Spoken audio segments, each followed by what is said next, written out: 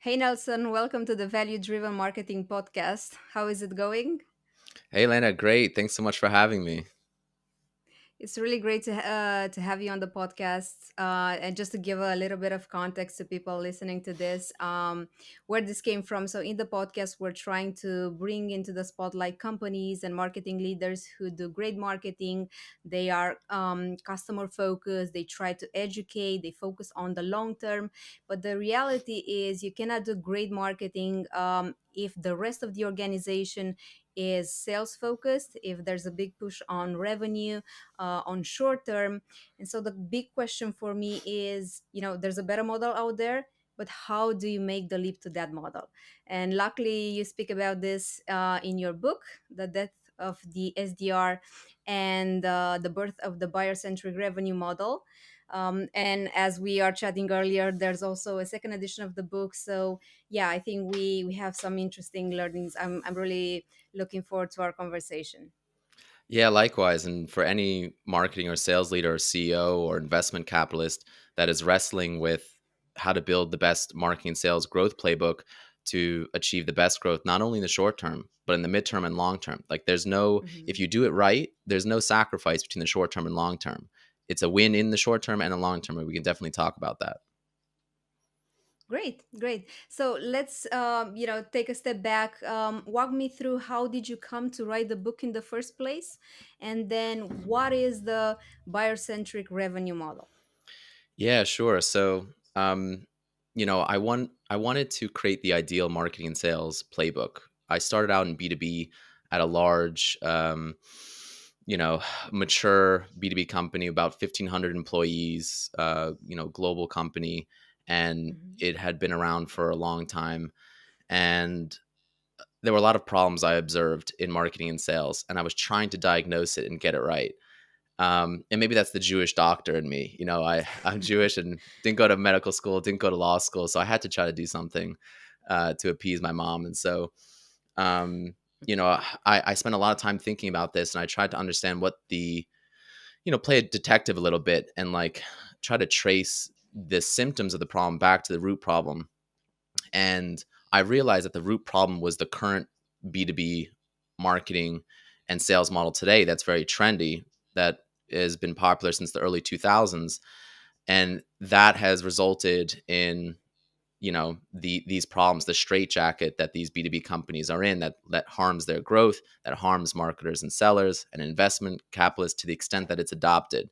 And it's the good elements, despite these bad practices, Mhm. that enable these companies to grow. And so, yeah, I then moved to a startup where it was like 6 people. It was seed stage. We had a lot of freedom, and we had the necessity to do proper marketing and sales to grow properly. And so we were able to build, a pretty good marketing and sales engine from the ground up. And that's when I got to see what is possible and what could be, and answer a lot of the questions that I had. And I originally started off as an SDR and then into sales. And then I got to wear a marketing hat. So I saw the full gamut, and I saw what marketing is capable of when I was at this startup. It's a young, unknown startup, brand new category. You got to do a lot of marketing, and I got to we were kind of marketing into marketers for the most part, Mhm. and then I started to see that like there's a huge shift going on in B2B from sales to marketing. Whereas in like the pre-internet era, companies were primarily sales led. Like if you wanted to grow, you hired sales. That the buyer's decision to purchase was mostly influenced by sales, not marketing.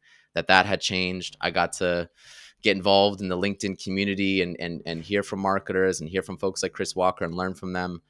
And then that enabled me to sort of build this ideal that I always wanted to build. Like, what would be the best playbook? Because I just recognized that the playbook that people were running was just not working. Because I see these problems at many companies, and I hear these problems all over LinkedIn.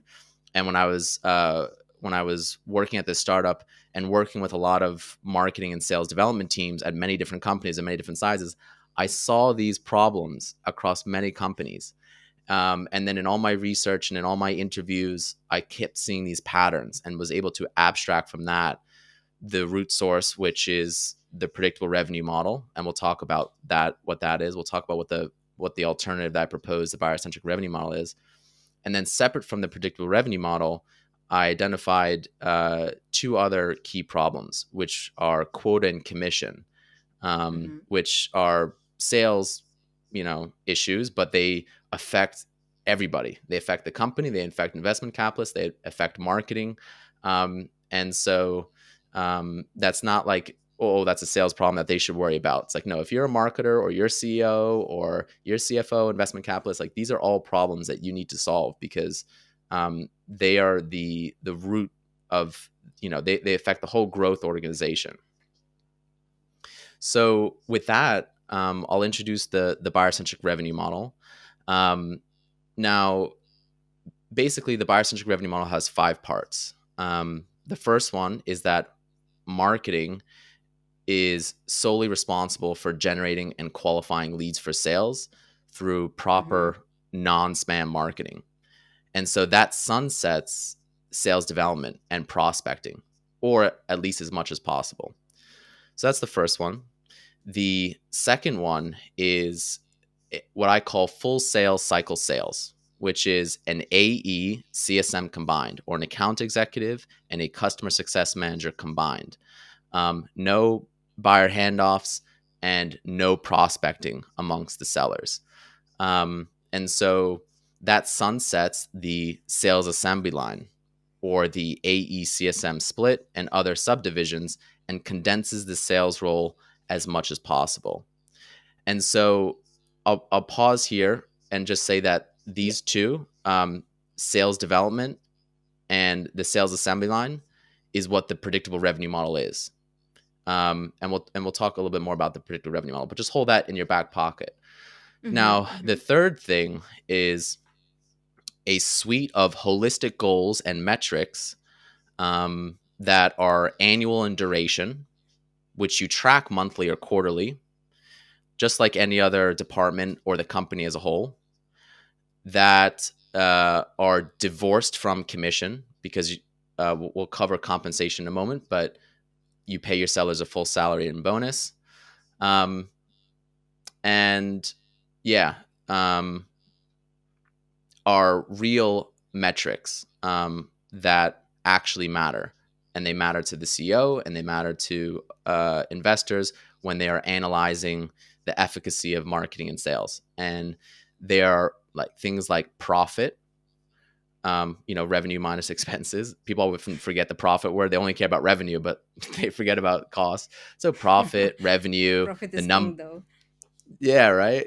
Number of customers, number of opportunities, the dollar amount of your opportunities, your conversion rates throughout the funnel, from demo request to demo held, from meeting held to opportunity to close won or close lost, your win rate, your sales cycle, your average selling price, churn, customer satisfaction score, customer acquisition cost payback period, customer lifetime value. Like these are real marketing and sales metrics, and marketing and sales should have similar, metrics so that they're aligned. And today they don't, which is one of the reasons why there's a big misalignment. Um, and that these metrics, these proper like holistic goals and metrics, should be applied across the initial sale, expansion, retention. So, if you're a sales leader and you're trying to analyze your sales, you should be looking at the initial sale, expansion, retention, and applying these metrics. If you're marketing, you should be looking at how your leads are performing throughout the funnel, and then, marketing does a lot with the initial sale and with expansion and with retention, with customer marketing as well. They influence a lot of the buyer's decision to purchase.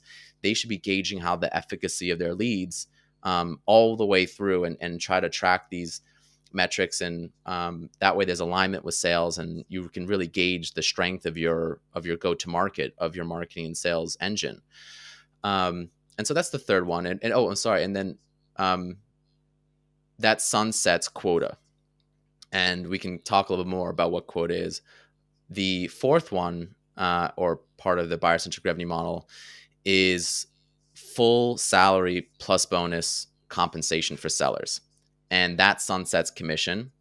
And the fifth one is buyer self service to the extent desired and possible, um, instead of artificially forcing buyers uh, through sales. And so, giving buyers the option like free trial, freemium, demo recording on the website, a sandbox environment, a chat feature for sales for just like quick questions, and a buy now button. It's like, you know, um, you should be able just to like, if you self-educated yourself, there should be an option where it's like, yeah, okay, um, to whatever extent possible, like let me self-serve. And that isn't the case. There's still this old motion of forcing everyone through sales. So those are the five elements, and I think those address the five key problems that are really putting a damper on growth, and is the cause a lot of the frustration amongst marketers and sellers and CEOs who are trying to grow their company, and like are seeing that their growth is harmed, and that the the turnover and tenure and the performance of the talent isn't where it should be. So And the yeah. happiness of the people, I would say, because like talking to marketing leaders, it comes up, there's a frustration in working with sales. There's a frustration of having to rush initiatives and things, just to get new leads. And I think it matters a lot, the intention from which you act. Like if the intention is to push a product to potential clients, and just get contact data out to sales, that's what you're going to get. If the intention is to serve and find the right people for your product, then I think you're going to do things differently, and the result is going to be different. But a lot of goodies that you just gave me in your first answer. So a lot of information to unpack. Okay, so like yeah, let's talk a little bit about the old playbook and Mm. just try and figure out why that is broken and why the old playbook isn't working anymore. So the predictable revenue model, why is that broken and is doing more harm than good? Yeah, sure. So the predictable revenue model is the trendy B2B marketing and sales model since the early 2000s that most B2B companies run on to some extent. Um, and basically, it calls for marketing, or for marketing, it calls for uh, prospecting, which is a type of marketing, um, which I consider to be spam, and we'll talk about that. But it calls for prospecting to be done full time by sales development, as Mm-hmm. opposed to historically it was done part time by sales in addition to their actual sales job. And so for marketing, it basically says the core marketing strategy to which most resources, or significant marketing resources, will go into prospecting. That's going to be the way that we're going to generate and qualify leads for sales. Is That's the strategy, and those are going to be the tactics. Um, and for sales, it calls for specializing the sales role into an assembly line of partial sellers. The AE for the initial sale, the sales engineer who actually does the demo and has product expertise, the customer success manager that handles expansion retention. And oftentimes there's further subdivisions within that. And so you've got this bloated sales org of partial sellers, buyer handoffs, um, and these sellers uh, who can only help the buyer with one aspect of the sales process. They have limited efficacy, they have limited expertise, they have limited accountability. So they make promises and then they hand the buyer off to someone else to fulfill them, and it's a really lousy experience. Yeah, yeah, I was going to say the same. It's never a good experience being just passed over from a guy to another, and you have to tell your problem all over again. So Exactly. And so that's the essence of the predictive revenue model, and it is based on how Salesforce, or aspects of what Salesforce did in the early 2000s, um, as part of their broader marketing and sales efforts. So it's based on some of what Salesforce did, and it's mm-hmm. debatable even then to what extent did it contribute to Salesforce's growth or not. relative to other possibilities, and given like other factors like the product and the market and the demand and the financing that they had and the other elements of their marketing and sales. And so in any case, the guy that created the predictive revenue model is Aaron Ross, and he codified, popularized this model in 2011. So 10 years, like basically 10 years after it was put into practice at Salesforce. And it's 2022. And so B2B companies have been adopting this model, some of what Salesforce did in the early 2000s, which was questionable even then. And it's 2022 and it really hasn't changed that much. And so really the predictable revenue model, codified, popularized, fuels and preserves sales development as the core marketing strategy and the sales assembly line as the core sales strategy. And so because of that, it gives, that's the playbook. It gives those two practices the semblance of necessity and respectability. And that's why I think it's going to take a new model, the buyer centric revenue model, to displace it, and a new book to displace it, because people need a codification and understand what the problems are, why they're problematic, what the symptoms are, what's the evidence, what's the proof, what are the case studies, quotes, anecdotes, and they need to understand the solution. They need to understand why it's the solution. They need to understand what the benefits are, right? Just like any B2B sale. Software sales, it's the same pitch over and over again. The old way is bad. Stop doing things manually, whatever. And then here's the new way. You're going to get more faster for less, blah, blah, blah. And it's shocking that B2B marketing and sales doesn't itself modernize. It doesn't itself Hmm. question what's the old way, and then is there a new way? And so, yeah, it's an awesome opportunity for companies, particularly younger companies, to get a huge competitive advantage in attracting talent and buyers alike, to have a much better growth playbook, and be Hmm. able to grow more, better, faster, for less, um, and be able to attract the talent that wants this model, and that this could be like, hey, we are a buyer centric revenue model company. I think it's super attractive. And I think especially now in the market that we're in, where it's a bit of a down market, um, when the market isn't so hot, as it is now, that forces people to rethink how they're using their resources and how they're going to market to get the most bang for their buck. Yep. And so, yeah, even if you're a small company and you've got no brand awareness and very little money and very little financing, the companies that win nowadays are those that have the best marketing and sales experience, that produce the least amount of friction for the buyer and a great buying experience. So even if your competitors are entrenched and have a bigger brand, or have a better product or better pricing, um, if you've got a better marketing and sales experience and you make it easier for them to buy, um, then you will have a huge competitive advantage and gain market share, Absolutely. and be a powerhouse. And so then once you improve your product and your pricing gets better over time, it's like you're going to be unstoppable, and just Hmm. be dominant. So yeah, marketing sales is the key differentiator in B2B now, because it's easier now more than ever to build a product, and Yep. products are often very undifferentiated. So someone comes out with a product, it's easy to kind of replicate that. And But so, the yeah, similar pricing, similar products, but it's where your marketing sales that really differs. It's just like Mhm. if you're dating, right? All guys have, hopefully 10 fingers and 10 toes and two eyes and a job. But what really is going to differentiate you in the dating market is your personality, is your brand, is your reputation, is your charisma, your Mhm. character. Mhm. And so for marketing, for companies, and particularly, for marketing, it's like, how are you communicating your message in the market? How good are you at promotion is really the key nowadays. So, yeah, it's the predictable revenue model, that I challenge, and then in addition to that, we mentioned quota and commission, but they're aside from the predictable revenue model. I'll just wrap up and say that, prospecting, the sales assembly line, quota and commission, these kind of four key issues, plus like artificially forcing buyers to sales. These are primarily sales problems, as I say, Mhm. but because they are advocated for by sales, pretty much exclusively. Like Aaron Ross was a sales leader at Salesforce. He was not a marketer. No marketers advocate for these things. It's just sales folks, and it's sales who pounds the pavement, or sorry, it's sales who paves the way for sales development.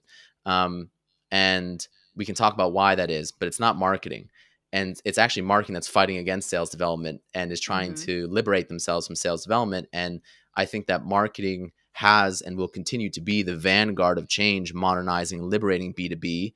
And sales has and will largely fight a rear guard action to preserve these bad practices. But make no mistake, marketers, these are the problems you have to fight against. It's sales that you have to battle against primarily, these practices, because they harm you a lot. And we can talk about all the ways in which that harms you. But marketing has a bigger seat at the table now than sales, because B2B companies are now marketing led, not sales led. Most of the buyer's decision to purchase is marketing influenced. The buyer relies more on marketing than on sales. The buyer wants more marketing than sales. Um, Buyers increasingly don't want to speak to sales as much, not until much later in their journey, Yep. only Yep. when they explicitly want to, and sometimes not at all, as in the case of self-service. So they rely on marketing and marketing's influence on their peers. And so, um, yeah, that is why marketing can drive these shots and should be able to. And so, a large part of the book is to help marketers implement the change, implement the framework, propose the business case, and we'll talk about that and like how people can transition from the old practices to the new way, which I outline. But I do think that it will primarily be marketing at the vanguard, although there are younger, typically younger sales leaders who like Sahil Mansouri, um, who are helping to lead the way and to try to modernize sales. But that's a key point to make, is that this fundamental shift in B2B is primarily like technological, and that's why we're kind of a little bit slow to adopt our people and our process to it. So in the pre-internet era, marketing didn't have great ability to connect with buyers, to like Yep. educate Yep. buyers and bring buyers to sales. So sales would go out to buyers, and that was prospecting. And so sales did prospecting part-time until the late 90s, early 2000s. That's when sales development hit the scene, because they said, guys, sales cannot do prospecting part-time in addition to their actual sales job. It's too laborious, it's too miserable. It has to be done constantly in large quantities and predictably to amount to anything whatsoever, even if what amounts to is junk. And so let's have sales development do it. And so but nowadays, with the advances in the internet and the maturity of the internet, with social media, with mobile phones, with marketing technology and software, martech, with marketing know-how, that's all changed. And marketing can do a million and one tactics and ways to connect with buyers, to build demand, to create awareness, to create top of funnel, awareness among 95% of buyers that aren't in the market, that aren't shopping, and capture the 5% or so that are shopping, that are in the market, and build a reputation, all this type of stuff, and bring buyers who are interested and connect them easily to sales through the website. And so all that means that buyers like increasingly do not want prospecting, which I consider spam. So prospecting, and it's very important Yep. for people to understand that it's a marketing strategy to generate and qualify leads for sales through telemarketing, door knocking, emailing, LinkedIn direct messages, and physical mail, and bribery via gift cards. Now, spam is unconsented marketing solicitations to a buyer's private inbox, their phone, their email, their LinkedIn, their home or work address. And so, yeah, that's what prospecting is. It's spamming buyers. And so that is why it's so miserable to do prospecting. That's why sales hated doing it. That's why sales development hates doing it. It's basically marketing while selling your soul. And that's why buyers hate it on the receiving end. And increasingly, nowadays, especially with this change, avoid prospecting, reject prospecting, get turned off by it, and so they turn off and tune out. And there's data in the book to show that, and that's why sales development is struggling today. Sales development is suffering high turnover, low tenure, low performance, low productivity, and low job satisfaction. Many of them miss their meetings booked quota, let alone everything that happens after the meetings booked, that matters. And so sales development is in really poor shape, but that's because prospecting is in poor shape. And I outline in the book that prospecting, as compared to modern proper non-spam marketing, is unnecessary and does more harm than good. It actually, and I talk about this in the book, it harms marketing in four key ways. It handcuffs marketing, it preempts marketing, it counteracts marketing, and it crowds out marketing. So those are four symptoms, harmful effects of sales development upon marketing. And marketing is trying to liberate itself nowadays. And you'll see this movement primarily led by folks like Chris Walker, who are trying to help marketers liberate themselves to do modern marketing. Well, And they'll often try to, they fight against the effects of sales development upon marketing, where marketing has to generate constantly in large quantities contact information of uninterested buyers, which is what yep. MQLs are, or marketing qualified leads. That's it. It's contact information of uninterested buyers. And marketing obtains that through gated content, which buyers hate and marketers hate to do, because there's a lot of friction, and buyers know that once they give their contact information, they're probably going to get spammed. And so And that's whether why they marketing don't. Sorry, I was going to No, say no, go that's ahead, why they jump give in. you that's why they give you their personal email address, or they just give you a dummy email address, because they know they're going to, open the gated content in a new browser, and that's it. So Exactly. they're They ghosting you. give you fake contact information, or they just don't consume the content. And oftentimes they know that content is going to be junk, and because marketing will produce junk content, like junk events, junk PDFs or whatever, or junk ads, just to try to get your contact information. And it's a lousy Hmm. webinar or whatever. And so like buyers aren't going to engage in marketing's efforts, because they know you're just trying to do it with the intention of getting their contact information, as opposed to producing really good content. Yeah, yeah, and that shows. And then marketing has to prioritize that contact information of uninterested buyers for SDRs, because how do you choose who to annoy with spam? And so that's where lead intent, or lead scoring comes into play, where basically marketing will assign these uninterested buyers a point score for sales development based on the extent that these buyers are engaging with marketing's efforts, and who these buyers are, their like title and demographics, to assume the likelihood that these buyers eventually request to speak to sales, as opposed to just generating website demo requests and these buyers saying, hey, I'd like to speak to sales, which is what I consider to be a real lead. A real lead is someone who comes to the website, raises their hand to speak to sales. Marketing automatically qualifies them on the website with a few form questions, and then enables a qualified buyer to book a time directly from a seller's calendar. Boom, you're done. No, no, Saving no. everyone time. Yeah, exactly. And not in this case. It's like, no, we're going to give, and basically what then happens is, so marketing prioritizes the contact information for sales development. And so these are, and then, so the third way that marketing is also handcuffed is through manual demo request and qualification. So if a buyer is interested and comes to the website and requests a demo to speak to sales, because of sales development, the buyer has to go through this whole song and dance, and all this friction with sales development, where basically the buyer submits the form. The company says, we'll get back to you at some point, but we're not going to say when. The SDR will eventually send this person an email and or a telemarketing call out of the blue, and who knows if the buyer notices and picks it up, or when they do. um, and then asks the buyer a battery of qualifying questions, which the buyer does not care to answer. And then the buyer tries to get information from the SDR, but the SDR can't give them information, either because they don't know or they overstep the seller. And then there's all this back and forth scheduling to speak to sales. And then there's a handoff between SDR and sales. And then the salesperson asks the very same qualifying questions, which should not need to be asked again. And so basically, 70% of the time that happens, these buyers never make it to sales. And that's proven through statistics, through the companies that like automate this. And when you do that, also, it takes 3 times as long for these buyers to get to sales. And typically by then, you're no longer the only vendor or the preferred vendor, because Mm-hmm. the buyer's like, screw this, like, I'm not waiting. I'm going to go fill out other demo requests, especially if there's no brand affinity, if there wasn't proper marketing. And so that's how marketing is handcuffed. They're also preempted because basically the idea behind lead scoring and lead intent, or MQLs nowadays, because even though marketing can just buy that contact information of uninterested buyers from data providers in bulk on the cheap at a fraction of the cost, they don't actually have to gate their content anymore.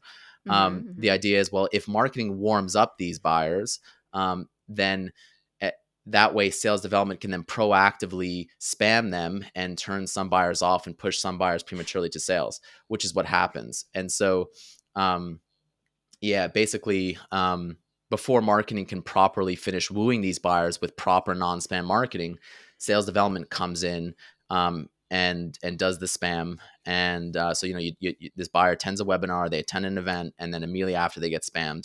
And all that credibility, all that goodwill that marketing produces, all that affinity It's just kind of gone. goes out the window. So yeah, some buyers turn off, and then some premature buyers who are go to sales. And we're going to talk about this because this is very, very important about why this is so bad, why premature buyers, why non-sales ready buyers go to sales. But we'll come back to that. Make sure to Mm-hmm. follow up Mm-hmm. if I case I forget. Um, I'll put a mental note. yeah, and so that's the preemptive part. And so now, how is marketing counteracted? Well, because these buyers are, some subset of buyers are turned off by spam and prospecting and sales development. Um, and some are pushed prematurely to sales. But that also damages your company's reputation. It damages your Yeah. word of mouth, your positive word of mouth, and increases your negative word of mouth. And those are very important marketing assets. Like, we all know how important a reputation is in business. We know how important it is in a personal life. Like, you don't get to be successful annoying people or annoying your buyers. Mm-hmm. If you want to win Absolutely. friends and influence people, to borrow Dale Carnegie's, book title. So you're not going to build a great marketing engine if that's how you decide to do that. And so, and you're not going to attract great marketing talent who just wants to be the handmaid into sales development and be on this MQL hamster wheel, as it's known, um, and just generate contact information so sales development can spam. Like, what marketer really wants to do that? And they don't. That's why the top marketers are fleeing into agency, freelance, and or to B2C, because they're like, forget this. Like, this is junk marketing. This is, yeah. It's uncreative. It's not as fulfilling. And so you'll see at the same companies, there's elements of marketing and there's elements of sales development. And what often happens is they blend the two together when they analyze their total marketing efforts. Mm-hmm. And so Mm-hmm. this brings me to my fourth symptom, which is the point about marketing being crowded out. Marketing and sales development are competing for marketing resources at the same company. They're competing for time, labor, and capital. And sales development and prospecting is enormously time, capital, and labor intensive. The average cost of an SDR is 135,000 a year. Plus, you factor in the fact that there's high turnover, low tenure, low performance, low productivity, and low job satisfaction. That's really harmful because turnover and the cost of backfilling is about 1.5, 2 times salary. And then these are a potential talent that will grow in the company, and then you're turning off a whole bunch of them. Basically, marketing can't do all the things that it wants to do, and Mm-hmm. it's forced to do the things that it doesn't want to do. And so, marketers don't have all the resources they want to do the things that they should do, because all that's getting wasted on sales development, and sales development is Mm-hmm. Mm-hmm. incredibly expensive. So typically at companies, you'll have basically like marketing, like probably like 50% of marketing is support, is 50% of marketing's resources are spent having to support sales development in the first place. And then so much marketing allocation resources or budget goes to sales development. And so sales development will typically have more headcount because it's more manual and laborious and fruitless. And so you're going to have just enormous headcount in sales development, plus all the management and leadership, everything that goes into constructing the department of sales development, all the tools, the processes, the compensation, lead routing, um, you know, all that type of stuff. And so imagine if all of that got diverted and repurposed into marketing, which is what I recommend. So I say all of this because again, I think marketing is at the forefront right now, and um, it's these harm marketing tremendously, which is why we're seeing marketing trying to fight back. It's just marketing it doesn't have the, I think, the intellectual ammunition to present an alternative and a pathway to get from the old model to the new way, which is what I'm trying to provide to them. I think they get some of it from folks like Chris Walker, but not enough. And so, yeah, I'll pause there because I know that was a lot. I'd love to hear your thoughts or where you want to take things.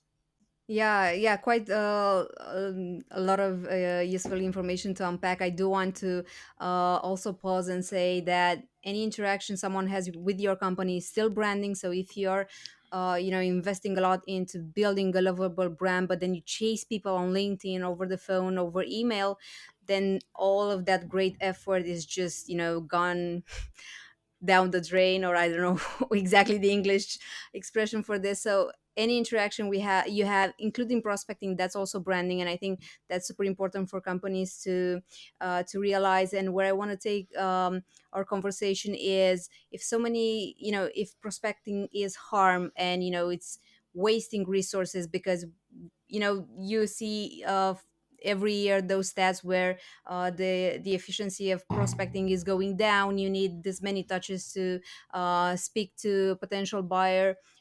Why don't companies move away from that model faster?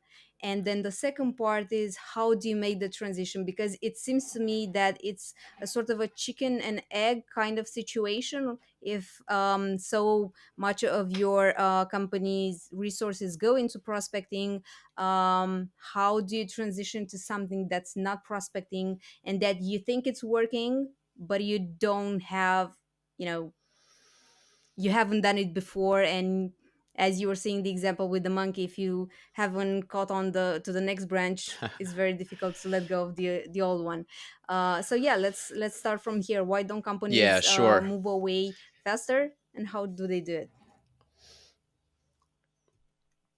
Yeah, sure. And before I address how companies transition, I just want to make one more thing, which we talked about at the beginning of the conversation, which is the short term versus the long term.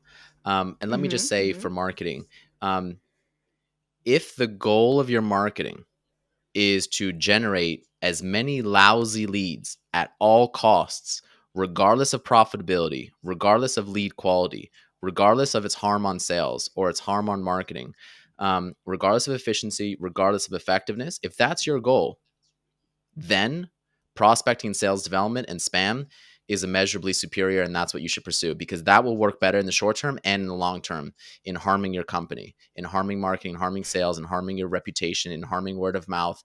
Um, Now, contrast that with proper modern non spam marketing. Think of it like investing, financial investing, where you get linear growth, it goes up and up and up, and then there's a certain point where it is exponential, from compounding Mm-hmm, yield. mm-hmm. So it's the same thing we get in our personal life. It's the same thing we get in any successful human endeavor. You go to the gym, it's like you get progress, progress, progress, and then you're hitting like peak performance, and you start to get the compounding yield. And think about it like, if you're an owner of a company, it takes you, like, building a company is a long-term process and requires a long-term mindset and goals and metrics. If you're trying to build a product, like your software team, product team, whatever, coders, developers, that takes time and requires a long-term mindset. um, there's no shortcut to success. And that is why companies have long term goals and metrics. That's why departments have annual long term goals and metrics, so that they don't have a short term mindset and they avoid all the pitfalls of having a short term mindset. So, if you want to be a good parent, if you want to be a good athlete, if you want to be a good owner, you want to be a good marketer, you want to be a good sales leader, then you need to have a long term mindset and goals to achieve any successful human endeavor. Um, so that's one thing. Now, we'll talk about, in the book I kind of outline proper marketing and what that looks like today, what all the different tactics are today, in depth, that oftentimes people don't know. People don't realize this. And this is true of my own transformation. Like, when I was in sales development and sales, I had no idea what marketing did. I thought marketing just has a website, blogs, and, like, some ads, and they sprinkle some Some fairy social dust, as media. Chris Walker says. Yeah. And then that's it. And then somehow buyers, like, get to sales. I don't know. And I'm, it wasn't until I put on the marketing hat and got into the marketing world that I realized all the things that marketing can and should be doing, and can't really have the freedom to do nowadays because of the straitjacket that the predictive revenue model puts us in, and quota and commission puts us in. So, you know, if you do marketing right, and I lay out, it is so much better in the short term and the long term. And I saw this when I was at, and I lay out case studies for this in the book, companies in depth and what they did, how they realized why and how they realized that sales development was harmful. Because and then how they compared it to marketing, and then how they transitioned, what they did instead with proper marketing, and then what the benefits were, and then what the results at the end of the day, and where those companies are now. And I saw this when I was at User Gems, and I saw the power of proper marketing there. And we didn't have sales development, we didn't have spam, and the company with no market awareness, no fun, no money really, in 6 people during a pandemic was able to grow and 4x annual revenue, and decrease our sales cycle, increase our win rates, and raise money. And like, we only had 6 people, and it was it was like, so if you That's do amazing. if you do proper marketing, it will win. Now the question is, how do companies transition? How do you transition from the old way to the new way? How do you Yep. transition from the predictive revenue model, from prospecting, from the sales assembly line, from quota commission, artificially forcing buyers to sales, to the buyer centric revenue model? And so I outline this in the book, where you basically take uh, a experimental framework to propose business cases to ownership and leadership, where you take a compare, test, and gradual transition approach, where Okay. you prove with data, and you run some experiments, and then once you prove that, then you take steps. And essentially, what you do is, the first thing is you compare sales from prospect development to marketing. And so you compare the leads to the leads for marketing. In other words, prospecting leads versus marketing's website demo requests. And then you compare that Mm-hmm. to real Mm-hmm. metrics that we talked about before: profit, revenue, number of customers, number of opportunities, dollar amount of opportunities, win rate, sales cycle, average selling price, all that good stuff. Historical look, 12, 24 months, and use your CRM data to, look in the past, and then present that data to ownership. And basically what you're going to see is which side your bread is buttered on, and where you're going to get the most bang for your buck. And so, for example, Cognism did this. Cognism is a large Mm-hmm. prospecting Yep. software company, ironically, and they saw that their prospecting leads like closed at something like 0.1, 0.2%, but their marketing's website demo requests closed at 4%. So why would you invest all your resources into prospecting and sales development? And so they were able to shift a lot of uninterested buyers to marketing being able to focus on website demo requests. A large part of their budget, from marketing having to support prospecting with contact information. And the same thing happened at Sales Whale, another prospecting software company, where they basically realized that sales development was unnecessary and doing more harm than good. They saw that they were generating a lot of meetings, but these meetings, people weren't showing up, they weren't buying as fast. It just wasn't worth the cost. And even the customers that came from it were junk customers that often churned, and that most of Sales Whale's growth had actually come from their proper non-spam marketing. And so what they did is they sales development into marketing, and they basically sunset sales development entirely, shifted resources away from marketing into sales development.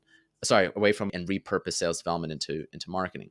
And so so that's the first thing, is you compare sales development to marketing. I go through that in the book, and step by step how you need to do that.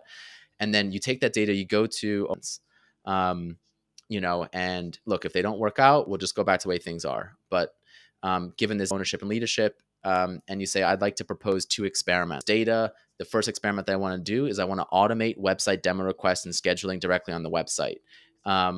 And there's plenty of software companies to help you do that.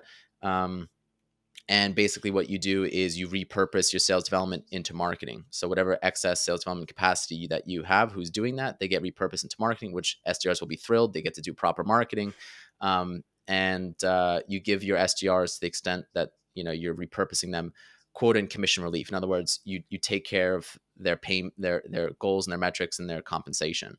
Um, and so that's the first experiment. You run that for a few sales cycles, and what you're going to see is that you're going to get 2 to 3 times more demos, and you're going to get way more revenue, and your sales cycles will decrease. And you butcher that whole process. So this is massive low hanging fruit for marketers. And these are people who are knocking on the door, right? Requesting a demo to speak to sales, and you're fumbling it right now. So you're spending all this money to get people to knock on your door. And then when they answer, you're not there. Marketers who want to increase their revenue and increase their pipeline, and for sales who are trying to meet their goals, automate that on the website with goals. Like, this is where companies really need to prioritize, and it's such a simple fix. With the on the demo request form, a few qualification questions, enable qualified buyers to book a time directly from a seller's calendar, and for unqualified buyers, refer them to better fit vendors in exchange for a referral fee, and vice versa. And Mm. your buyers will really appreciate that. And if those buyers do become a good versa, so create a bit of a referral program for unqualified buyers, it's great. You get to have referral partnerships and increase your revenue. Fit, guess what? They're going to come back to you. So Yep. um, that's a uncommon thing, but you can really cash in on that. Anyway, so you measure that for a few sales cycles, and then you show the results. Hey, great, our meeting held rate increased, our conversion rates increased, our win rate increased, and then we saved a whole bunch of money, and we repurposed SDRs to marketing, and they did all this fun, good stuff, and they helped us do X, Y, and Z, and it was great. Perfect. Ownership should with that data be able to permanently sunset the inbound SDR, or the SDRs that help with manual demo request qualification scheduling, and you automate that. Great. The second experiment is to gradually reduce prospecting activities. Your telemarketing, your email spam, your LinkedIn spam, your bribery via gift cards, and prospecting quota, or like your monthly goal and calls a month, or sorry, a day. Metric by 25% increments. So if your SDRs are making 100 Mm-hmm. telemarketing calls, they should make 75 telemarketing again into marketing. And the SDRs will be thrilled because many of them are trying to do proper. And if they've got 10 meetings a month that they have to book, or 10 appointments set for sales a month, they should make 8. And you repurpose that excess capacity on spam marketing, but they can't because they're for email spam. Um, you know, Prospecting activity quotas, they have to make telemarketing calls, they have to send, forced to, because of prospecting and their quota, and physical mail spam. And so you give them quota and commission relief accordingly. And then again, you run that experiment over the duration of a few sales cycles, so you can track, first of all, and this is important, so you track your results for a long-term time frame, so you have enough, right? That's why we have annual goals, right? We have annual long-term goals, so that we just statistical evidence, and you account for short-term seasonality and fluctuation, ebbs and flows. You can gauge long-term trends, and you can ensure repeatable success, because when you Mm-hmm. run this, sometimes you'll figure stuff out to avoid that short-term mindset. So and in doing so, you run this for a few sales cycles, and you should take that data to ownership and leadership. And you should say, hey, this proves the superior efficacy of proper non-spam modern marketing over sales development slash prospecting slash spam. You repeat the experiment with another 25%. And what should happen is, you could either do marketing and you repurpose to 50%, or just fully sunset sales development and prospecting sales development into marketing, or marketing and also operations or sales, whatnot. But you keep that talent, repurpose that talent, liberate that talent, that sales development talent. The talent is good. It's just the function of the role is bad. And you'll get more productivity out of them elsewhere. But I think the easiest transition is into marketing. And so that's how you get from A to B. Now, that addresses sales Mm-hmm. development and the sales assembly line. Well, I'm sorry, that addresses sales development.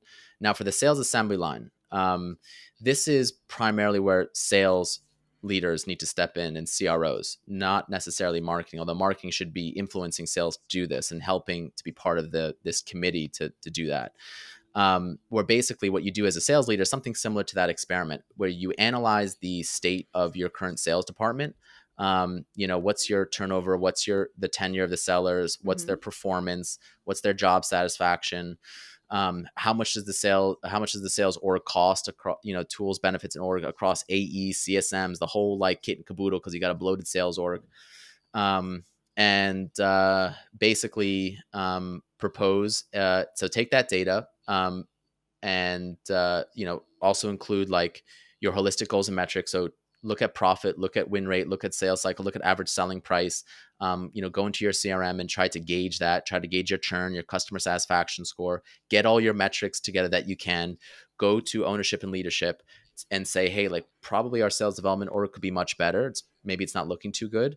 I would like to propose an experiment, either an A/B test or whatever. But it's like I would like to repurpose some of my sellers from partial assembly line sellers into complete full sellers, AE CSM combined, no handoffs, no prospecting, with proper goals and metrics, and full salary plus bonus. Because it does not make sense to do that without having proper goals, metrics, and compensation for sellers.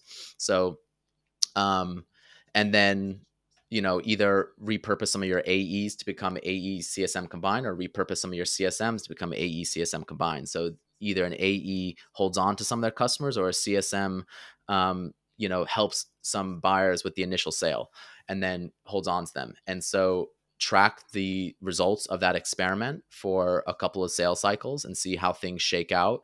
Mm-hmm. I also forget, in addition to quantitative metrics, in both experiments for sales development and sales assembly line, you should always get qualitative data from your customers, from your buyers, about how they like sales development and prospecting versus proper non-spam marketing, what actually influenced them to buy. I kind of lay these out in the book as well to include, in addition to the quantitative stuff. But the same thing for sales. Like, find out how your buyers like the sales assembly line versus if they were to have a full seller. Speak to your sellers about this. Speak to marketing about this. Basically, you get feedback from all your key stakeholders, and and so in both experiments you Yeah. do this, and I lay out the questions that you can ask all the stakeholders, blah blah blah. And so basically, with that, Awesome. Wow. you're able to kind of prove the superior efficacy of full sales cycle sales over a sales assembly line, and then either repeat the experiment with more sellers or gradually sunset the sales assembly line. And there are companies who are currently doing this or have already full sales cycle sales in place. I mentioned a whole bunch of them in the book. There's a whole bunch of them that I'm not aware of, and I hope to become aware of more as people start to talk about this stuff. Obviously, the intimacies of companies' B2B marketing and sales aren't public knowledge. Like, I can't just go in and just look at stuff and compare stuff. So I think more of this analysis will come Mm-hmm. to light Yes. over time. And I hope that people will share the results of these experiments in the Buyer Centric Revenue Slack community that's coming up. And I hope to highlight more companies and who've done this transition publicly. But that's essentially the thrust of how to get out of the predictable revenue model, out of sales development and the sales assembly line, to the Buyer Centric Revenue Model. A similar experiment is proposed for quota and commission, which again is not the fault of the predictable revenue model. That's just the fault of sales for many years. And so, but it's kind of the same. From since forever, I guess. Yeah, but it's very important because, just very briefly on quote and commission, just to address this briefly, the purpose of quote and commission is to instill a short-term mindset on sales to pressure sell buyers. Mm-hmm. And that's the goal. It's to pressure sell buyers. And you do that with a short-term Yeah. partial goal and metric that's tied to 50% of your salary, which is what commission is. And so that is the whole purpose. And that short-term mindset is incredibly harmful to sales, to the talent, to buyers who feel that short-term mindset in the form of pressure selling. um, you know, and we all know what pressure selling is. That could, you could annoy buyers and be very aggressive in your communication. In your follow-ups, you can omit and obscure relevant facts. You can, overpromise and under-deliver, all that type of stuff.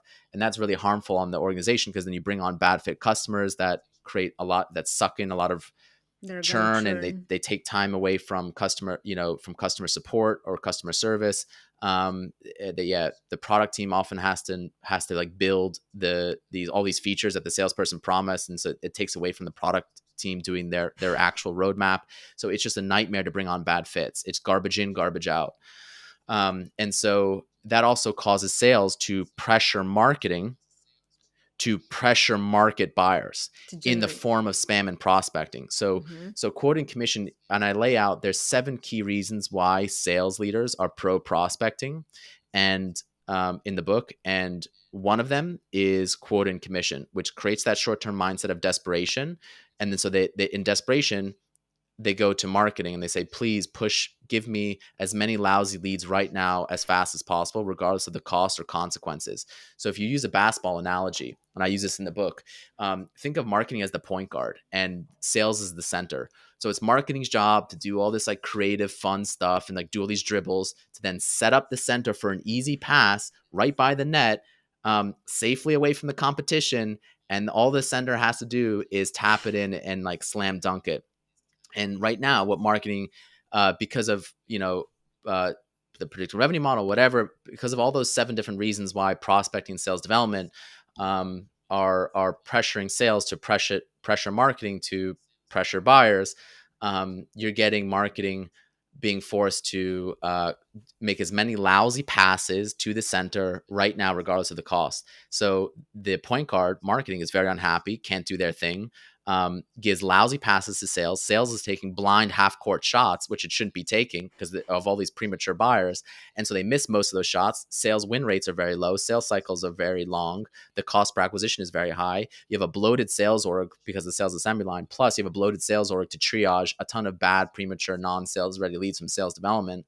And so you're wasting Mm-hmm. enormous sales resources, because you need a lot of people to take half court shots in order for those things to go in, as opposed to one person, a good center, to slam dunk those layups in. And that's what sales wants. Sales wants hot leads and layups. They do not want buyers that are just kicking the tires. And that's what happens with prospecting. Yeah, Prospecting produces tire that's true. kickers and people who are just browsing, because these buyers are not very well informed. They're just curious. They're being pushed prematurely to sales. Whereas marketing's website demo requests, in contrast, where marketing does proper non-spam marketing, are buyers that are well informed and are seriously undertaking a purchasing decision. So they're more likely to buy faster, all that good stuff, and at less cost. Garbage in, garbage out. Mm-hmm, mm-hmm. So that's the same experiment is available for quota and commission. And that again is primarily in sales's ballpark, but marketing really needs to like get that in front of sales and work with the CRO. Marketing should really be driving this. And again, marketing has a huge seat at the table. And if sales does not drive this, then sales will become extinct and have an ever decreasing role at the table. And so it's a huge advantage for marketing and sales leaders who Mm-hmm. also not only want to liberate their teams, like make your sales team happier, more fulfilled, more productive, and the same for marketing. But it's a great opportunity for marketing and sales leaders to further their career. Because if you're a leader and you know how to implement the buyer centric revenue model, like 20 years ago, if you knew how to implement the predictive revenue model, you became somewhat more attractive to companies, but not physically. Just you were just more profitable as a As leader. an Yeah, so it's employee, like I of think this course. will be like I can help you implement the buyer centric revenue model playbook, get the people, process, technology together, build a team, and attract people who want to work at a proper company. And I think that'll also attract investors to the company, because investors will look at this company and say, "Oh, this company's on the right growth model playbook," and investment capitalists will want to run this playbook because they get to deploy their capital more productively across their portfolio, as opposed to wasting it, on the predictive revenue model and on quote and commission. So that, in essence, is the way to get from A to B. This test prove gradual transition approach to sunset these bad practices in favor Mm-hmm. of superior ones. I love it. I love it because, we as humans are not making big changes just like that. It doesn't happen. We would love to, but it doesn't happen. You just need to make the smallest step. And then once that feels natural, take the next one. So yeah, definitely love it. And you also answered, sort of partially answered a question I had in the back of my mind, as is, why is it that bad to push people that are not ready for a sales conversation? Why is that harmful to um, push them? And I also want to, you mentioned a bit earlier, and I hope to go a bit deeper into this. Why do you think is sales that's going to be at the forefront of this change? Why do you think it's marketing that's going to drive the change, and not sales, or marketing and sales? Yeah, sure. Why do So, you think that and I is? told you I'd come back to why prospecting leads were junk and how that harms sales. And so, sales is an alleged beneficiary of prospecting, and in fact, sales is an alleged beneficiary of these bad practices, of prospecting, of the sales assembly line, of quota and commission. But actually, they're the most harmed by it, followed by everyone else. And unfortunately, um, sales is the largest advocate for these practices. Again, Aaron Ross was a sales leader at Salesforce. Quote and commission, those are sales problems. Mm-hmm. Marketing does not have quote and commission. If marketing did, or if any other department did, they would quit. And I break down quoting commission in the book in detail as well, and expose that and all the arguments for them and against them, and all the companies that have seen the light, and so case studies galore. So lots of evidence and proof in this book, and I make it very clear to people where, I use legal terminology and the standards of proof. I tell people where I have evidence beyond a reasonable doubt. I tell people where I have evidence that's clear and compelling, and I tell people where I have evidence that's a preponderance of evidence. I share that evidence. I say, like, look, I'm one person. I don't have all the access to. I'm not God. I can't peer into every single company and look into their marketing sales, and we'll get that more evidence over time. But yeah, so it's sales that has been advocating these practices. These are primarily like sales practices, and sales is very, very. They haven't modernized as much as marketing, because um, marketing was forced to modernize faster than sales because of buyer preferences, which I Mm-hmm. call, again, the model is the buyer centric revenue model. And so if we think about what happened with the change of the internet and social media and mobile phones and and marketing know-how, buyers rely more on marketing to influence their purchasing decision, and marketing's influence on their peers than they do on sales. They don't want sales as much, not until much later, only when they explicitly want to, and sometimes not at all in the case of self-service. And so um, sales has not caught up to that fact. B2B companies have not caught up to that fact. B2B companies are still acting as if it was 1980, and they're acting as if they should be sales led, and they still have these mistaken notions. It's not like these practices are good and they were good in the 1980s. I mean, like, maybe you can say that prospecting was good then because marketing didn't have the ability it had then that it has now, but quote and commission are not. And I expose that they're like, they are all these practices, I argue, are not only unnecessary but do more harm than good. So even if you think they do some good, there's way more harm. And I make that case in the book, and I try to prove that, and offer alternatives for that. But yeah, it's sales that advocates for them pretty much exclusively. You do not see marketers advocating for prospecting or the sales assembly line or quota or commission. That is sales. And Yeah, so, but that's true. it's marketing that has the bigger seat at the table. It's marketing that companies should be marketing led. So there's this notion right now of like product led, which applies to some proper Mm-hmm. non-spam Mm-hmm. marketing that marketing can do nowadays, which is buyer self-service, which is one of many things that proper non-spam marketing entails. And it's completely wrong to say that's a product led thing. That is a marketing led thing. It's marketing that gets buyers into the product to some extent and gives the buyers the information to become users, or to try the product to some extent for free or whatever, or to buy now. Buyer self-service, free trial, freemium, demo recording, product tour, sandbox environment. That is all marketing. That is bringing those people in. Obviously, the product team builds the product, but it's a misnomer to say it's product led. But yeah, B2B companies need to be marketing led. They need to invest more, I would say, in marketing than in sales. It's marketing that precedes sales hierarchically and chronologically. The predictable revenue model was right in one sense, which is um, the key to predictable revenue and growth is predictable pipeline, is leads. You need to have a sufficient amount of quality Mm-hmm. leads, but that's marketing pipeline. Um, and what they got wrong is they thought that the best way to get marketing pipeline for sales, and this was like the best way for a company to grow and the best thing for sales, and you can ask any sales leader, is a sufficient amount of quality leads. Every center wants a ton of great passes to slam dunk it in the hoop, and the more that they get, the more points that they score. Yeah. So um everyone wants the great point guard in their team, right? Everyone wants what was it, LeBron James or Kobe Bryant or Michael Jordan, the great dribbler. Everyone wants the star marketers who make their lives makes the center shine.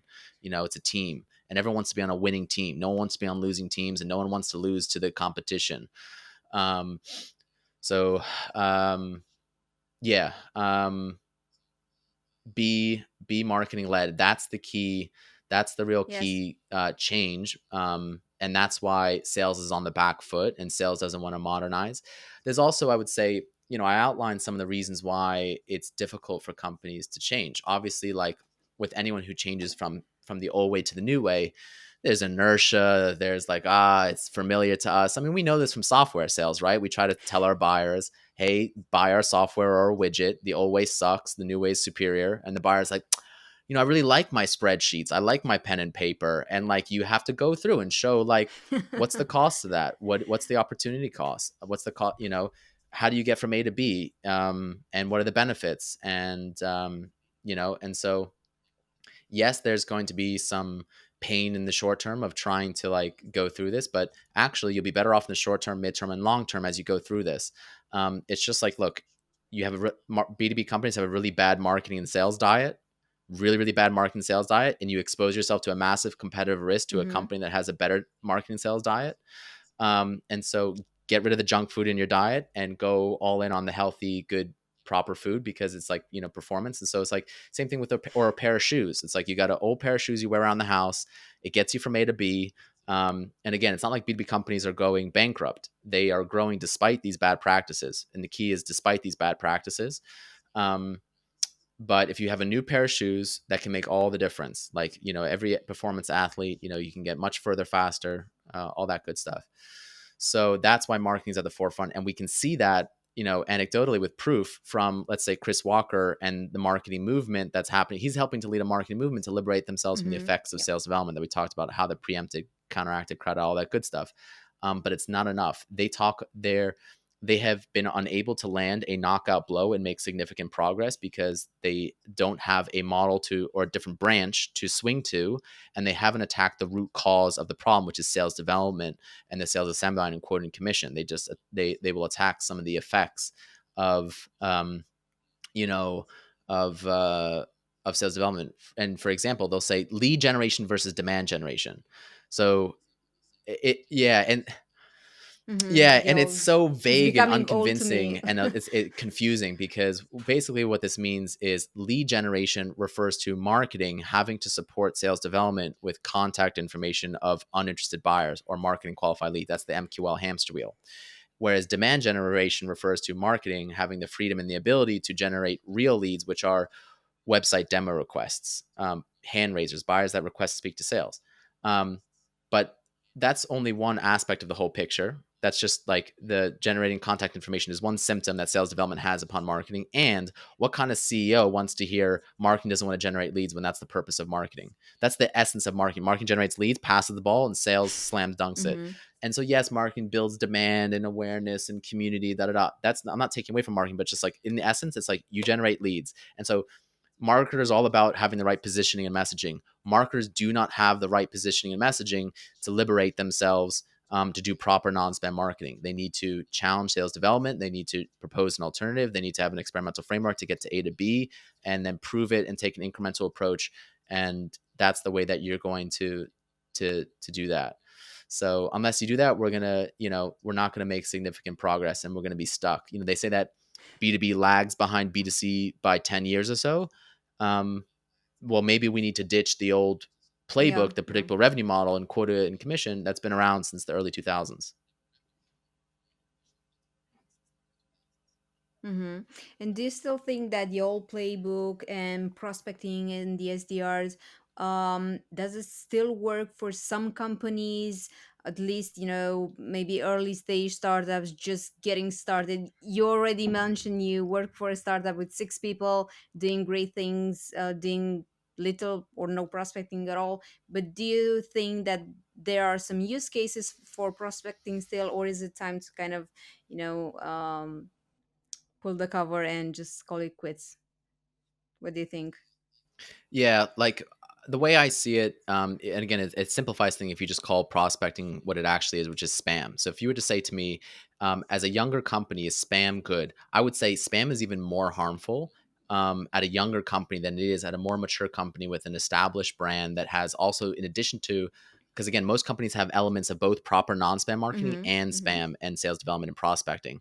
And so at a bigger company that has a big marketing engine that does a lot of proper non-spam marketing, they also do a lot of they also have, it's like it's again your diet. You eat a lot of healthy food and then you eat a lot of junk food. And companies have mixed elements and they tend to lump them together.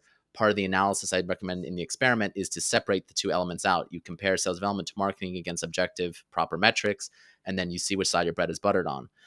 Um, but yeah, it's way more harmful for a younger company. When you as a younger company, you need to do proper marketing because you need to build your awareness and your demand and your reputation, which you don't have, but your bigger competitors do, and you don't have the resources and the money, the time, capital, and labor to waste on prospecting, sales development. So you need to, from day one, invest in proper marketing, like you invest in a proper product, as you will invest in proper operations and proper HR and proper finance. And so the best time to plant a tree was 20 years ago. Fix the roof when the sun is shining, not when it's raining.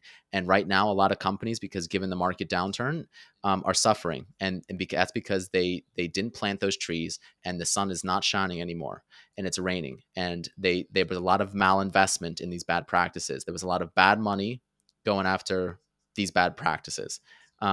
And so there is a bubble in sales development, and I'm not the only one pricking it, but the air is starting to come out of that bubble, and don't be the one holding the bag when that comes out as a company or as investment capitalists. Like, place your bets elsewhere. Um, so I would say prospecting is not good for anyone. Now, I cover this in the book. There's one demographic that benefits from prospecting. These are the only beneficiaries from prospecting, and those are the people that sell prospecting software and services. They are the prospecting peddlers. And ironically and logically, they are not successful because of prospecting, but despite prospecting, they are successful because of the proper non-spam marketing efforts. So they market prospecting not with prospecting, but with proper non-spam marketing. They do things, content, social media, events, ads, partnerships, community marketing, affiliate marketing, referral marketing, networking. They have a great website, and they have buyer self-service to some extent. They remarket to previous buyers and users that changed jobs. They remarket to people that spoke to sales but didn't buy, and things changed, and so that's a recycle campaign. They remarket to customer accounts that churned for one reason or another, but then things changed, and so that's a win back campaign. And I lay out a ton of these marketing tactics in the book, and then not only that, I expose these prospecting peddlers, whether they're consultants, agencies, tech vendors, the outsourced SDR agencies or outsourced prospecting agencies and prospecting spam software companies. I show all the different examples of them, and and of all their proper non-spam marketing that they do, and that it's actually their proper non-spam marketing that contributes to their growth and to their profits in spite of Mm-hmm. their prospecting. And even though they're selling you basically snake oil. So it's like a Trojan horse, right? Inside the Trojan horse is prospecting. On the outside, the nice horse is proper Yeah. non-spam marketing. And that's how they get into your company. They're And not so, eating their own dog um, food you at the know, end of the day. they, that's right. And so they don't eat their own dog food, and it is dog food. That's what prospecting spam is. But fortunately, the taste of their marketing champagne washes out the taste of the dog food.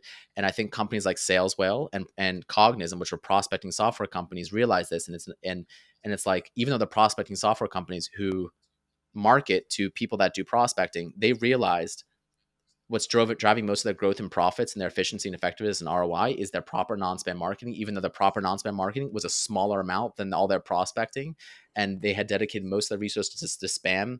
And so once they made that shift, they saw all these amazing results.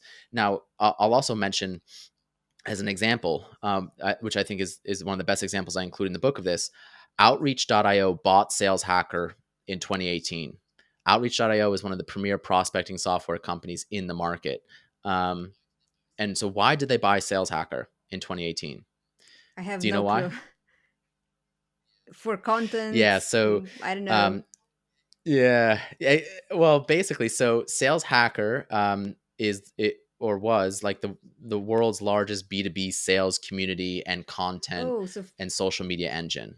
They were like a media company, and so Sales Hacker had so many sales people's eyeballs, so many sales development people's eyeballs, um, and Sales Hacker was a company that grew just from a few people.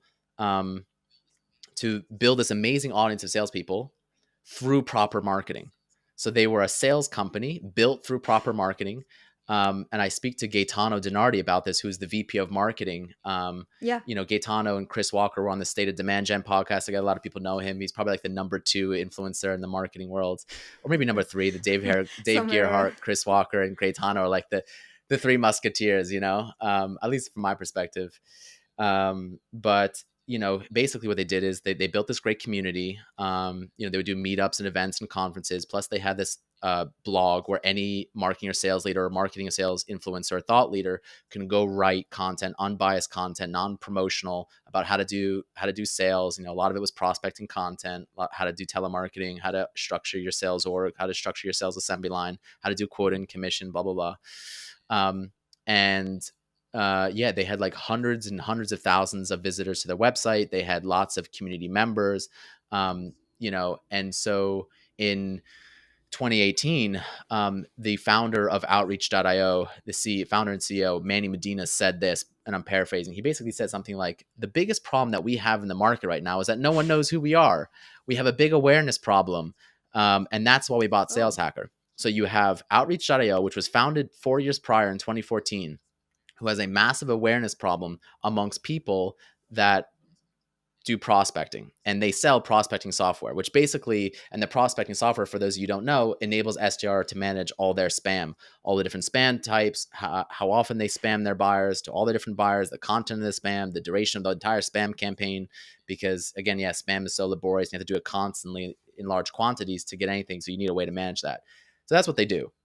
And so they needed marketing to market their prospecting software company, but they didn't have it. So they bought it through Sales Hacker. And in addition to Sales Hacker, they do a ton of proper non-spam marketing. Manny Medina, for instance, is very active on LinkedIn, doing a lot of social media marketing and content marketing. Scott Barker hosts their podcasts and their partnerships. And so they bring in a lot of, do a lot of co-marketing and influencer marketing and stuff like that. Sam Nelson, their sales development leader, basically does a lot of LinkedIn content and social media content, and he dyed his hair blue to stand out. You've got people like Max Altschuler, who was the CEO of Sales Hacker and was brought on as part of the acquisition to Outreach.io, and he wrote books, and he does social media and content. And so you can see that at many different companies. And I saw this when I was at UserGems, because I was working with sales development teams and I was working with marketing teams at the same companies. I could see these patterns at every company that I've ever worked at, and at other companies, and everything that I was observing, where it was proper non-spam marketing that was driving the growth and profits and the brand and the affinity and the demand. And it was sales development that was Mm-hmm. counteracting that. So the general sentiment right now in B2B is that sales development is icing on the marketing cake. No, it's not. It's poison in the champagne glass. So why would you want poison in the champagne glass? Because that ruins the whole thing, and it just spreads and it's infectious. And so I believe that of the four bad practices that we talked about: prospecting / sales development, the sales assembly line, quota, and commission. Um, the reason why my book is called The Death of the SDR, and the reason why I focus a lot of my research and efforts on sales development and prospecting, because I see that as the biggest and the first Mm-hmm. Mm-hmm. domino. You knock down that domino, the rest fall. Because companies need to be marketing led. This is a marketing issue. Now, marketers should have hope.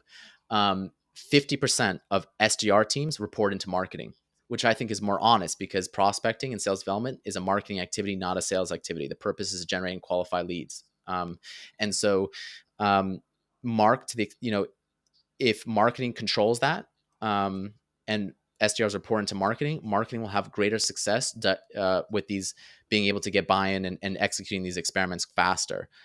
So the companies where SDRs report into marketing will probably be and already are, the largest group of first adopters, who enjoy the biggest competitive advantage.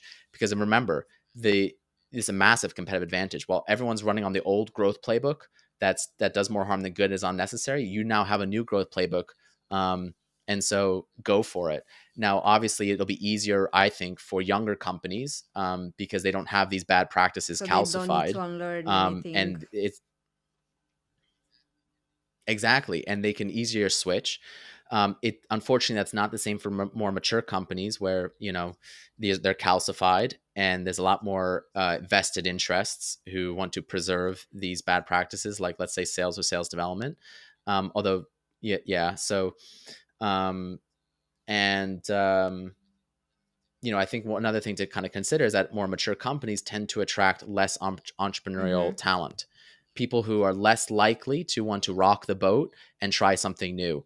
which is one reason why more mature companies tend to stagnate and why they Yeah. get you know unseated by their younger upstarts who have to be smarter, who have to think outside the box, who have to innovate. And so they innovate not just in the product but also in their marketing and sales. And so everyone needs to do that, yeah, regardless of your company size. um Yeah, yeah. a lot of goodies to unpack, and a lot of good information to chew on. Nelson, maybe in closing, what would you say to a B2B marketer or marketing leader that's right now caught up in the MQL hamster wheel, and they do want to bring change. They don't want to produce and garbage contact data, garbage MQL. What should they equip themselves with in opening a conversation with their management and their CEO, so they actually have a good chance of um, being able to start that first experiment you're talking about? So what would you recommend they do, and how should they equip themselves for that first conversation? Yes, to any marketing leader or sales leader, CRO, CEO, investment capitalist who want a better growth playbook, more faster, easier for less, who want more productive, fulfilling careers, who want a massive competitive advantage to attract talented buyers alike, my obvious suggestion is to embrace the buyer centric revenue model, to join the movement, and have a better branch to swing to and to point to. You need a better North Star. And so use the book as a frame of reference, all the detail. Looked at my LinkedIn content.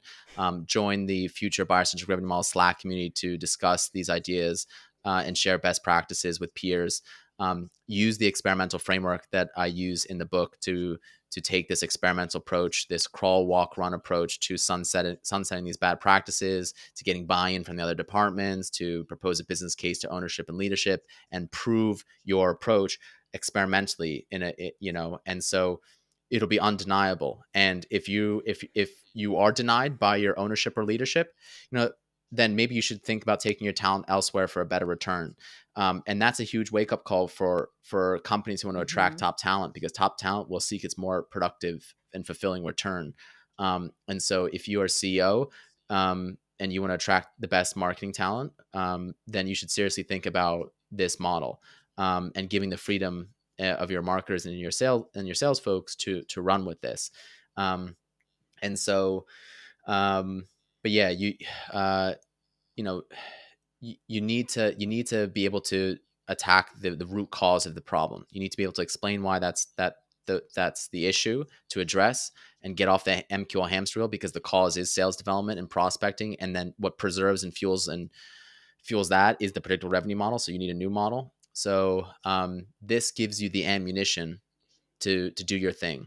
So make use of that. Um, you know that's how you're successful in creating change. And so don't worry about trying to overturn the B2B status quo overnight. Just focus at your own company and on your own career and making that better. Having a more fulfilling, productive career and helping out your own company with this model. You can share the book internally with leadership and ownership to help people understand things.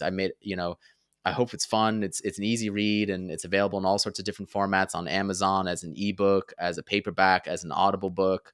My LinkedIn content breaks down some of this stuff in bite-sized contents. There'll be a future Buyer Centric Revenue Model podcast. So, bringing on folks to talk about this stuff. So lots of different ways to get people exposed to these ideas. Ideas like startups take time. You're going to have your early adopters, you're going to have your early majority, your late majority, and your late majority. I think I just repeated myself, but you get what I'm saying. And Yeah, so yeah, you want to be the early adopters here. not the And laggers. yeah, not the laggards, because there's a significant cost for the laggards. They're bearing it right now, and as all companies are bearing it to the extent that they adopt these bad practices. But as the competition moves in to abandon these bad practices and better ones, that hill is going to get harder to overcome. Your hole is going to be dig deeper. I mean, we go back to our basketball analogy. No one wants to be on the losing team. Everyone wants to be on the Lakers with Shaq and Kobe Bryant. And everyone wants to go watch them play. Everyone wants to go watch MJ play on the Bulls. No one else. And Hmm. so you want to be that winning team. You want to be that team that crushes the competition. Yeah, and that makes investment capitalists happy and gives them a super great return. Um, so yeah, I really hope you guys see this as a positive movement to liberate B2B and modernize B2B and liberate folks for more productive and fulfilling careers, marketers, sellers, and especially sales development who are suffering and can't wait to transition anyhow to marketing, sales, operations as soon as possible. So SDRs will be the first to thank you. A lot of SDR managers and leaders who are unfulfilled, um, luring unsuspecting young folks to basically spam people and pull their teeth constantly and manage a spam team.